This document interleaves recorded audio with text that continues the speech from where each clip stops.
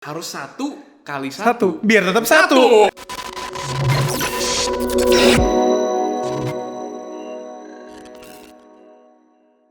Welcome back guys, balik lagi sama gue Brian Syawarta dan Profesor Doktor Raguel Lewi. Kenapa harus ada Profesor Doktor Raguel Lewi? Karena ini adalah real talk, Relationship talk yang dimana real. tidak ada kaleng-kaleng No can. and no bullshit. Di sini cuma real deal. And minggu lalu kita udah bahas tentang dating. Semua yang seru-seru tentang dating, dan di sini kita akan balik lagi. Kalau abis dating kan orang kira marriage kan. Tetapi Mike Todd bilang kita tidak punya masalah pernikahan. Kita punya masalah single. Dan kita akan masuk ke itu bro. Karena seri ini namanya singleness. Betul. Nah ini Single. single. Semoga nggak ngenes. Jadi gimana nih bro biar kita singlenya nggak ngenes, karena banyak orang salah single gitu kan. Gini, kita pertama cek dulu kenapa orang takut single. Karena gue pelajarin bahwa ada satu ayat di Kejadian 2:18 yang Tuhan yang ngomong bahwa dia bilang gini, tidak baik manusia alone. Maka gara-gara itu dia akan jadiin manusia penolong yang sepadan dengan dia. Dan kita harus ngerti bahwa alone itu memang nggak baik. Kita tidak bisa sendirian. Kita hidup nggak bisa sendiri. Kita sendiri hidup. Kita dagang aja nggak bisa sendiri. Kita butuh teman. Kita butuh orang tua. Kita butuh banyak orang sekeliling kita. Tapi tulisannya alone, bukan single. Bener banget. Artinya apa? Memang alone nggak baik. Dalam arti alone itu terisolasi, nggak punya siapa-siapa. Bingung mau ngapain, itu memang gak baik. Tapi it's not good for to be alone. Tapi for single it's good. Karena single itu sebenarnya dalam bahasa artinya juga arti utuh, satu-satunya, unik, sempurna, komplit, kokoh. Sebenarnya single itu artinya baik. Single artinya bagus. Dan kalau misalnya memang kita harus mengerti membedakan antara single dan alone. Teman-teman tidak boleh alone. Teman-teman perlu punya komunitas. Kau perlu punya teman. Kamu perlu punya teman, mau cowok cewek, yang penting kan nggak sendiri, karena manusia, Alkitab bilang besi menajamkan besi, manusia menajamkan sesamanya. Kamu nggak bisa sendirian. Betul. Tapi kamu bisa single, and that is fine. Betul. Itu. I like it karena gue tadi sempat bilang di episode pertama kita bahwa single itu prinsip, jomblo itu nasib. Nasib, betul. Dan masalahnya kita sering kali, dan ini gue ngomong ke diri gue sendiri pas gue dulu single, gue nggak single, gue jomblo.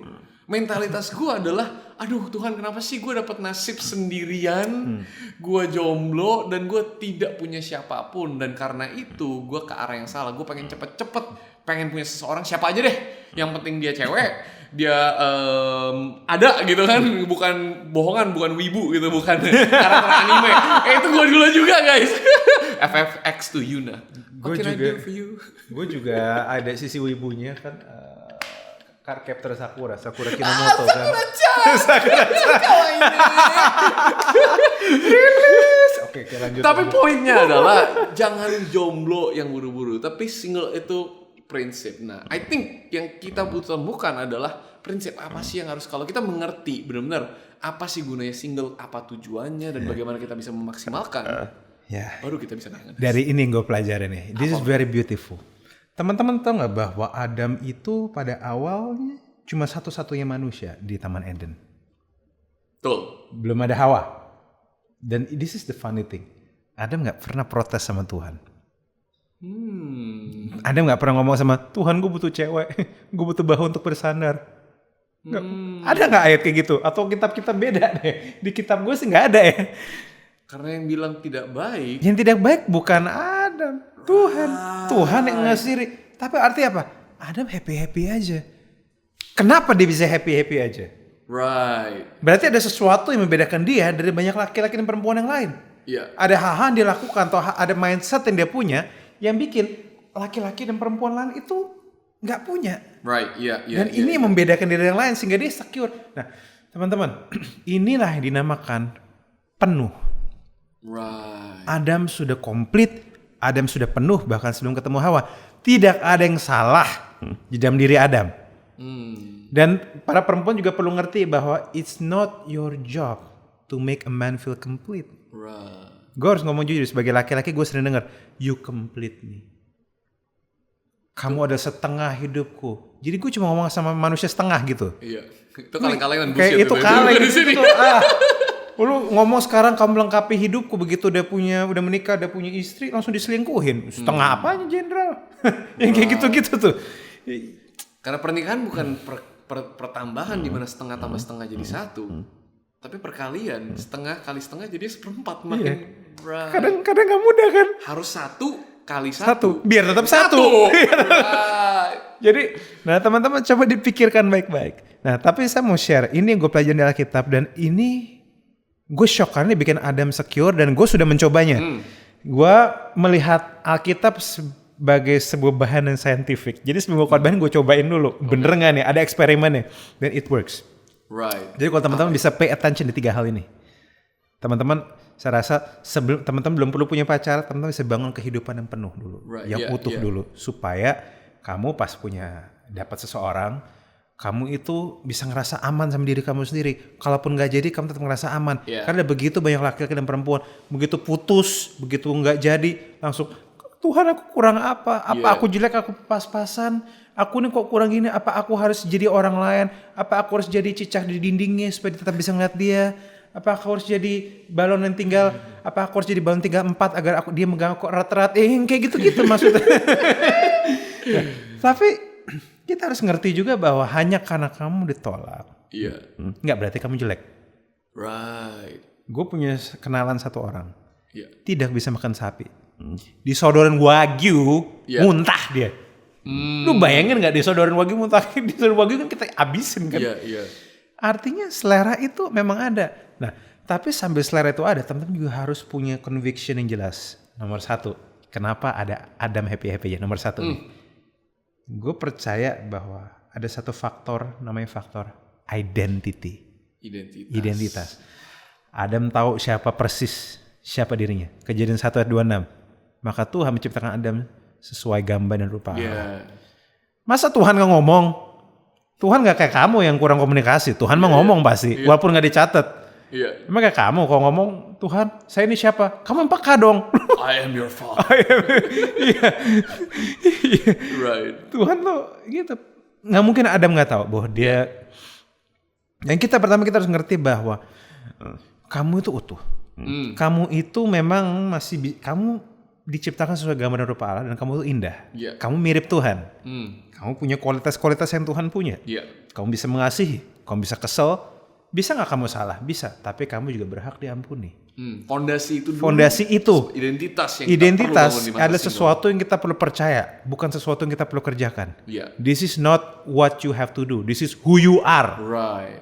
Ini dalam ini kesalahan gue dulu dengan hubungan gue yang sebelumnya, walaupun sudah sempat lama gue berhubungan sama seorang mantan gue, tapi akhirnya kita enggak. Dan ini bener banget yang lu bilang, karena gue sadar pada saat kita berpisah, masalah terbesar gue dengan pacaran sama dia bukan karena gue jelek atau dia jelek atau kita punya masalah, tapi di dalam hidup kita saling mengikat identitas kita pada satu dengan yang lain.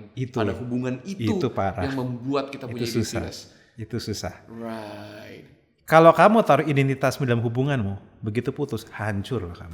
Bener banget. Tapi kalau kamu taruh identitasmu di dalam realitanya Tuhan, belajar percaya, belajar melihat dari sudut pandang Tuhan tentang diri kita, belajar mengimani, belajar percaya, maka saya rasa hidup kita bisa berubah. Karena yang paling tahu suatu produk bukan yang punya, tapi yang bikin. Gue punya produk ini, tapi bukan berarti gue paling ngerti. Yang paling ngerti, yang bikin. Kamu aja gak selalu ngerti handphonemu. Beberapa di antara teman-teman gak tahu kalau misalnya, atau suka lupa kalau di handphone tuh suka ada stopwatch. Iya. Ada beberapa handphone yang punya fitur-fitur yang kita gak tahu. Gue belum lama ini baru tahu bahwa handphone gue itu ada fitur yang buat ngecek jantung juga. Gue baru tahu. Kamu bisa punya sesuatu tapi kamu gak selalu tahu fungsinya. Sama kayak hidupmu juga. Makanya saat Tuhan ngomong, identitasmu diciptakan serupa dan segambar, itu bukan dia ngasal. Karena dia tahu persis siapa kita. Identitas. Itu you have to know. Setuju banget. You are accepted, kamu dicintai, kamu indah, kamu unik, kamu utuh, kamu you are okay, there is nothing wrong. Itu harus dipegang dulu. Itu nomor 1. Masih ada 2 lagi deh. Nomor 2, responsibility. Diterima bukanlah alasan untuk tidak membangun diri. Kok gue merasa kena ya lo ngomong ya? Gue jadi look back sama relationship gue yang gak jalan, dan gue bisa ngelihat poin lo ini bener exactly apa yang, bukan cuma identitas gue salah ini, tapi dari hubungan gue sebelumnya, gue sadar gue gak bisa masuk ke itu. Kenapa? Karena gue bukan orang yang bertanggung jawab. Gue gak jelas hidupnya, gue gak punya pekerjaan, gue gak punya, bahkan kayak sekolah kuliah pun gak jelas mau gue kemana. Dan gue bisa ngomong orang yang tidak bertanggung jawab, bahkan setelah gue umur 25 pun gitu loh. Dan gue sadar itu sangat dibutuhkan. Tanpa ada itu gak ada hubungan yang sehat. Betul. Untung lu sadar, responsibility. Untung lu sadar lu, Pastor Brian. Sekarang dia jadi punya gereja. 30 tahun baru bisa responsibel. Baru bisa kepala 3 baru bisa responsibel. Mendingan kepala 3 baru bisa responsibel. Ada yang kepala 4 belum kok, tenang aja. Right. At least kita sadar. Tapi responsibility, Adam gimana responsibility? Adam tugasnya banyak. Bener juga sih. Ngurusin Taman Eden. Iya. Peniliknya Taman Eden. Padahal dulu mana ada Sekop sih? Iya. Mana ada Cangkul sih? Iya. Mana ada S Hardware? Mana ada Informa di situ? Dia sambil, kalau Tuhan suruh usahakan taman ini, usahakan tanah ini, dia harus ngapain? Dia harus pakai tangan.